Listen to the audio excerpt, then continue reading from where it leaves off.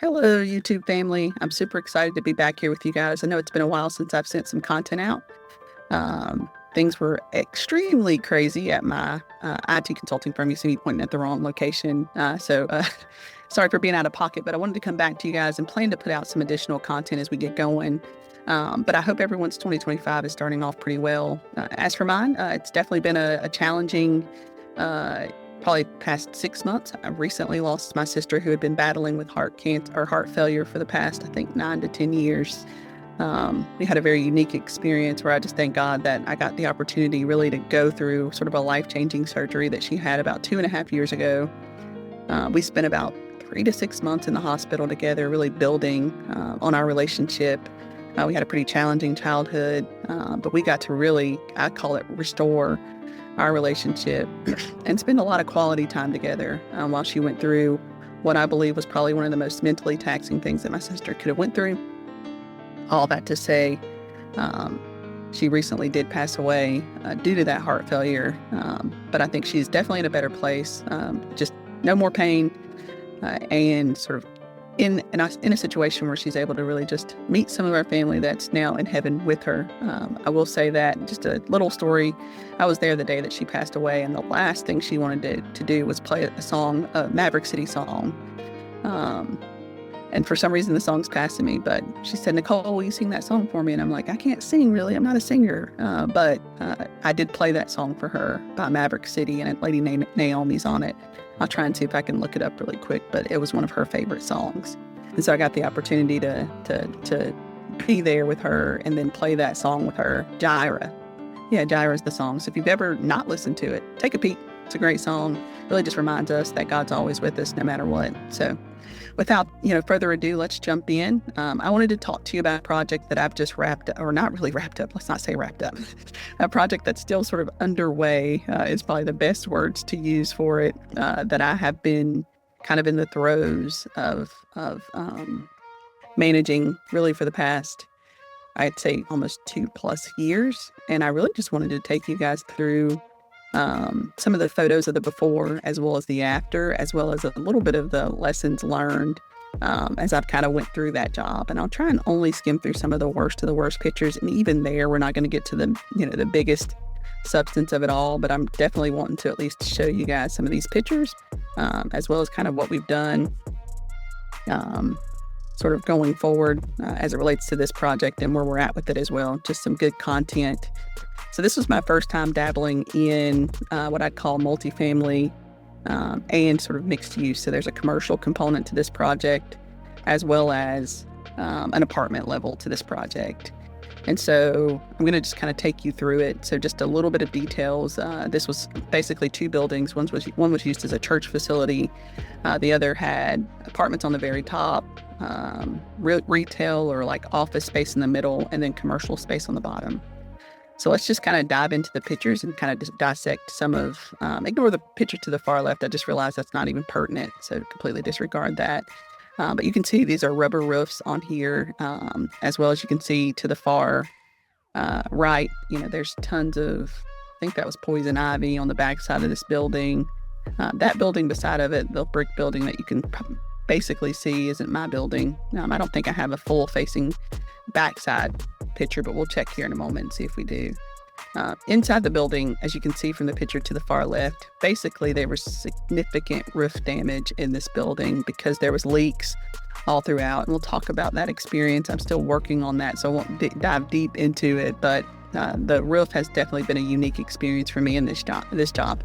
The good news is I got both of these buildings, so think about it. 2 retail spaces in the one building, and then apartments, office, and commercial on the bottom. Both of these buildings for $200,000. So that's the positive, very first thing associated with this job. I got it for a steal. I only wanted the one building that had the apartment space in it. They basically handed me the other building as a part of the deal. So if you look here, you can actually start to see the floors were caving in due to all the water damage that was kind of flooding in from the top level of this building. And you can see kind of dilapidated flooring there. Ignore some of these, not super relevant. You can see, just massive dirt and damage. Again, the roofs had kind of caved in. You can't see it really well in these pictures, but that's what that is. It's drywall falling from the ground or from the ceiling to the ground in the building. So extensive damage there as it relates to just the drywall on the ceiling of the entire building as well. Let's see what else we got. Again, this is just kind of giving you a little bit of a debrief into some of what the space looked like before we made the changes.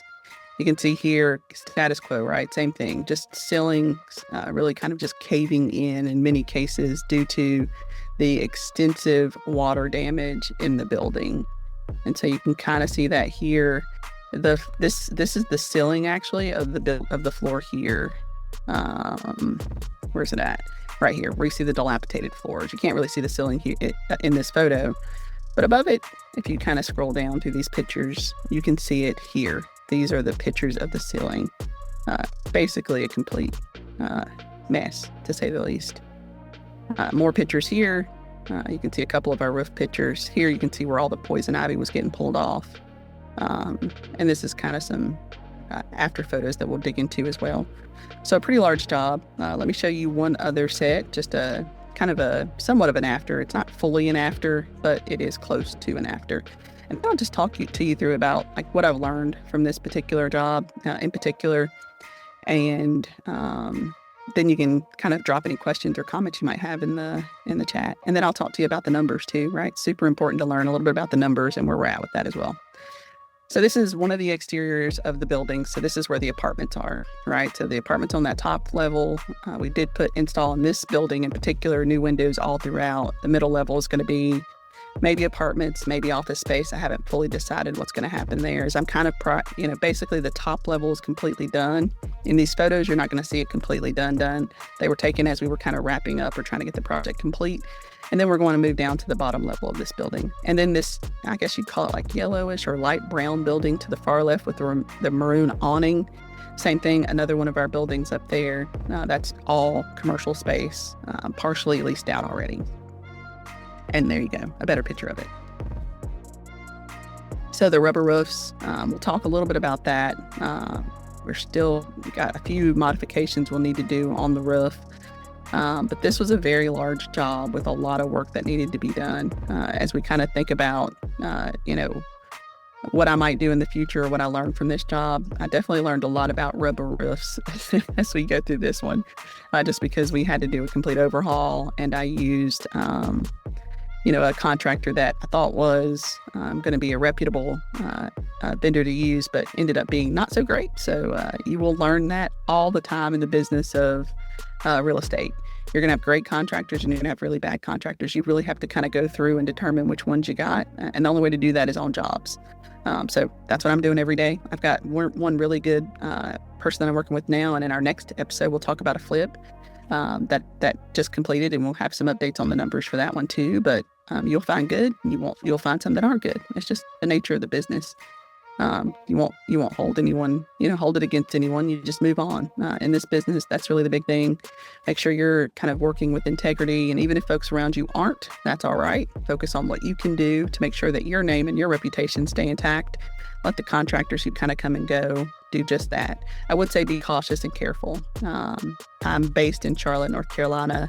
I know that in Asheville, it's been really hit pretty hard. And so I would say, people prey on your problems or the devastation that happens in some of these places. So just be thoughtful as you do make decisions on who you might use from a contracting standpoint.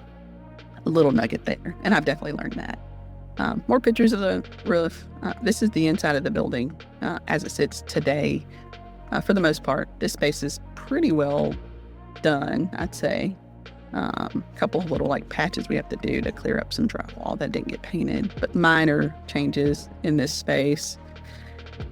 We'll just skim through some of these photos and kind of see where we're at. You're going to see a lot of dirt and trash and all sorts of little things still kind of lingering in the space. But this is that flooring that I showed you that was basically buckling in and dilapidated. And this was the roof of that space as well. So as you can see, we kind of came in and really kind of gutted these spaces and renovated them to a state of really good quality at this point. We'll skim through all the pictures. This is the downstairs space. Again, we did show some photos of all this sort of buckled in and dilapidated. Now it's kind of been fully renovated and modified. And you can see that kind of in the pictures. The space is already leased out as well, so you can kind of tell that. This is the apartment level. Here's sort of fully renovated spaces. We've still got a lot of, we still at this point during the picture taking process had some work to do. But as you can see, we kind of came in and kind of fully renovated these units, updated it such that now we're kind of at that stage where we've got them on the market to rent out. So let's talk numbers, right? Because isn't that one of the most important things of this business? So I basically gave away one of the spaces up here strategically so to the local community. So the one side, there's basically 2 commercial spaces in one of these buildings. I rented one of those spaces out for around $600 a month. Probably could go for around $1,200 a month if I were thinking sort of what it would look like, long term if I weren't trying to be strategic in how I operated that portion of the retail space. I've got another space that I'd rent out right now for about $800 that's still up for lease. It is an upstairs space, so it's a pretty unique space. It's going to be for someone who doesn't care that it's not storefront, right? So, coffee shops and, certain businesses really want to be sort of on that main storefront level of a downtown area. And this isn't a downtown area. There's restaurants, there's fast food places, there's a store nearby, a grocery store, really banks. There's tons of things within walking distance of this space. So it makes it highly desirable. But people do want people to be able to walk in and just come straight into their space just naturally. So the upstairs can be used for, maybe after school activities, maybe a gaming center for someone who would want to install that. Or, a gymnast facility, maybe if you've got gym activities that you wanted to do, or a dance class. That's the type of space that it is. So it's for lease right now. And I've just finished up the apartments. There's 6 apartments on the top level, and the average rent for those will be around $1,100, $1,150. So they're on the market now. We just put them up. And once everything's all said and done, I think the total cash flow of the property is going to be around, the total for the property will be somewhere around $7,500 to let's say $7,500 to $8,500. I'll pull the numbers up here really quickly so we can kind of look at it. But the good news in all of this is that it's going to be an extremely cash flowing property. Now, what have I learned from this one? We definitely underestimated this project, and some of that was intentional because we were basically in a rush. This was kind of one of my first projects that I've done where I've actually done a construction-to-perm loan, right? So essentially that's me taking money out to do the entire renovation at the property. And so because of that, I was kind of taken aback when I had to come up with a number for the renovation. So me and my general contractor kind of, chatted about it and said, okay, what's the best number that you can come up with? We need it like tomorrow. So we came up with that number, and that number was really enough to get what we call the top level complete of this building. I did the sort of the 2 commercial spaces, the light yellow building, really with the majority of my own money. And then we mostly focused on the top level and the roof of this building to get it ready to go. So all in all, we spent around, I think, $350,000 to get what we got done in that building. And it still needs a great deal more work. But at the end of it, we'll cash flow significantly once we get these things rented out. So around $88,000, that's the number, $88,800 on an annual basis from rental income. That doesn't factor in the fact that I've got that commercial space to basically lease out to. So right around $88,000. And if you were kind of put the cap rate on that, or if you wanted to give some property values on that, just based on, the rental income alone, you might be at around, $1 million, $1.2 million. You could probably almost justify it, being valued at even more. For me, I'm pretty conservative, and so I don't want to make any assumptions that that's accurate or right. So we want to get those units rented out and really start to see it cash flow and generate some significant income before we make any final decisions on what we think it's valued at.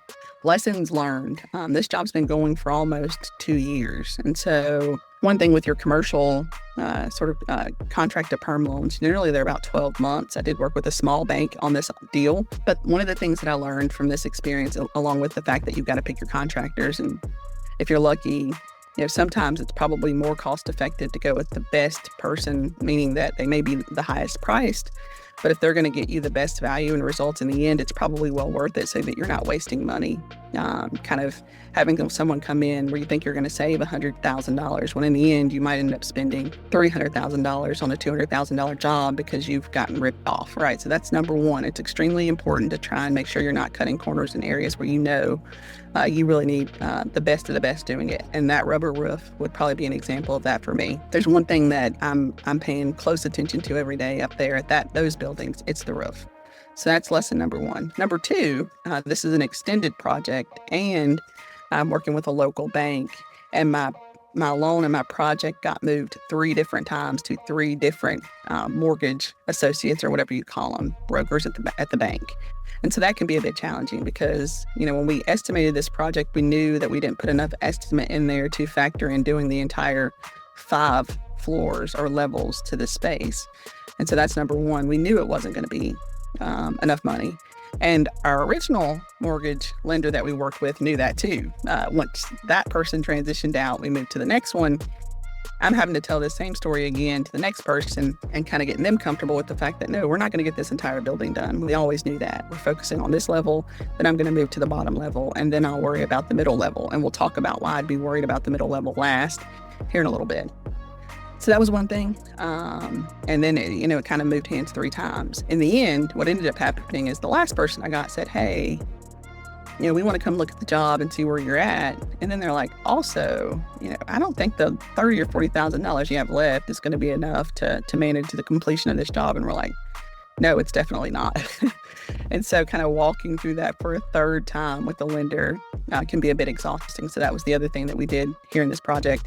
It ended up causing more headache and issue than I'd like to think about. And so needless to say, I think kind of making sure things are well documented and processed as you're going through the loan will be really helpful to make sure that if it does change hands 2, 3, or 4 times, there's plenty of information around what this project intent was so that the lender feels comfortable with it and so that you don't have issues. And I also build relationships with my lenders. In this example, the lender left, and I'm actually in the process because of this experience where this kind of shifted hands 3 times. In the end, what ended up happening is we converted my construction-to-perm loan to a permanent loan, and we wrapped the project up early because they wanted to see. They just didn't feel comfortable with the fact that we would not finish the entire 5 floors of this building with the estimated budget that was remaining. And so, I say all that to say, be cautious and thoughtful. Make sure that you document things really well, because as people move over and change happens, especially in the small banking industry, you will be impacted as the buyer and owner of these buildings, and potentially in some cases negative. For this particular job, another thing I learned is not to couple the loans together. So they're 2 separate and distinct buildings. One was essentially given to me for free. I shouldn't have gotten a loan for both of these properties together. So if you're buying something like that collectively, now there are unique situations where you won't be able to do this. So I own a 5-unit space. It's parceled under 1 parcel. So in that case, it would have made absolutely no sense for me to decouple these 5 homes and have 5 individual loans for it, because I could never sell them individually. I actually tried to go through that with zoning, where I would, suggest maybe basically compartmentalizing each of these as their own individual properties. Eventually, I plan on looking at that again. But as it sits today, it's a single parcel, and so there'd be no benefit really for me to, do anything like decouple those. There's no benefit at all to it. And so in this case, I'm not going to worry about it. But with this Hillsville property, it is actually a big deal because now I can't sell an individual unit or an individual building by itself as it sits. And so I'm actually going to be going through the process of refinancing and decoupling these loans so that I have a value and a parcel for the light brown yellow type building, and a value and a decoupling of my sort of commercial and apartment level building as well, so that when I want to go and sell a building, I'm not required to sell both buildings. And so that's an important thing to keep in mind. If there are multiple parcels associated with the sale, try to make sure they're decoupled. Even if you're working with the same lender, you don't want those 2 things tied together. So I'm going to go through refinance and get out of that sort of coupled together project that I have right now at the moment. As far as next steps on this space, I'm going to go ahead and focus on the bottom level. It's a commercial space that I've got there, and I'm going to dig into that. So I've got the idea of putting in a laundry facility in this space too. So I'm actually going to meet with someone in that space now who kind of sells the equipment, learn a little bit more about their process, get some drawings, and do some analytics around what I think that's going to do from a revenue standpoint. And then I'm going to get the entire space basically completely done. One of the things I'm going to do here is some fixed bid engagements. If you work in this space too, the other thing I'd say is kind of push your folks to give you fixed bids on things that are pretty standard. This is such an easy job. Everything's kind of marked. There's plans for it. You'll know exactly how many outlets you're going to install. You know exactly how many panels we're going to need. There's so many things that are just fairly straightforward, such that not doing a fixed bid on this, I think's crazy. So I'm going to be pushing for that for my plumbers, my electricians. I want something pretty standard, and I want to have a fixed price, because hourly is great, but not great if you've got folks that you think are a little bit on the, not the speediest of sides, right? So it's just easier to do fixed bids. So I'll be pushing for that. That's another sort of thing I would consider if you're going out here and you're doing these larger projects. Do fixed bids. Many of you guys probably already know that. Supply and demand is still an issue, but I do think it's getting significantly better. That may be the last nugget that I toss your way. I had several folks say that they wouldn't do this job, and come to find out in the very end, the very folks who said they weren't going to do the job ended up doing the job, because the market kind of stabilized and things started to slow down. So, always keep a pretty large list, a Rolodex of electricians, of plumbers, of contractors if you can, but also keep a trusted list. That to me is extremely important. I work with a small group. I've tried out several plumbers, several electricians, several HVAC companies, and several contractors. And I'll say that the primary folks that I work with know that they work with us because we're hitting them up for almost everything. And you want to work with the best, and you want to work with people who work with integrity and honesty. And so try and make sure that when you're doing business with people, you're providing integrity and honor and honesty as you're kind of operating as sort of the developer or the person kind of financing and managing the project. But then also expect the exact same of everyone who works with you. That is one of my mottos. It's be honest, be transparent with me. I'm going to do the same for you. And let's kind of get this project up and running. Look, guys, I hope this was helpful. A lot of rambling about this one project. But again, the annual rental income estimate for this is around $88,000. Of that, I'll probably bring in, net around 40% of that after you look at expenses and costs. So 30%, not too bad. At this moment, I'm not in the business of trying to make money. I've got a full-time staff that manage all of our properties. I'm in this for the long haul. So if you're getting into real estate, please know, don't get into it necessarily to make money today, but to make money 10 years down the road, especially in this model I'm doing right now, where it's basically fixing up these properties and renting them out. I'm buy and hold. In the buy and hold space, it's not for making money now. Next time we meet, we'll talk about a flip. I'm hoping to get that content out to you pretty quickly. That's a flip. And so that flip is actually going to be, the opposite of that. It's not going to be something where I'm going to make money in 10 years. It's going to be one that I make money in 90 to 120 days, right when the house closes. And so that was a very unique experience and another part of my portfolio now. So now I'm doing buy and hold real estate, but then also doing fix and flips. And so my fix and flip went really well. Not a lot of negative experiences there. Yes. And so we'll talk about that the next time we meet. Again, if you guys have any questions, if you have feedback, drop it in the chat. As far as next content, I'm going to come back to you and talk to you a little bit about sort of entrepreneurship in general. So let's spend some time, again, just kind of digesting what you could do if you were interested in kind of getting into entrepreneurship, and maybe you don't have, the cash on hand to, invest significantly in real estate. But let's get creative and let's see what we can come up with that may be something that you can kind of focus your time and attention on. We've done videos like this before in the past, so we'll just keep it coming. Appreciate everyone's time, and we'll talk to you soon.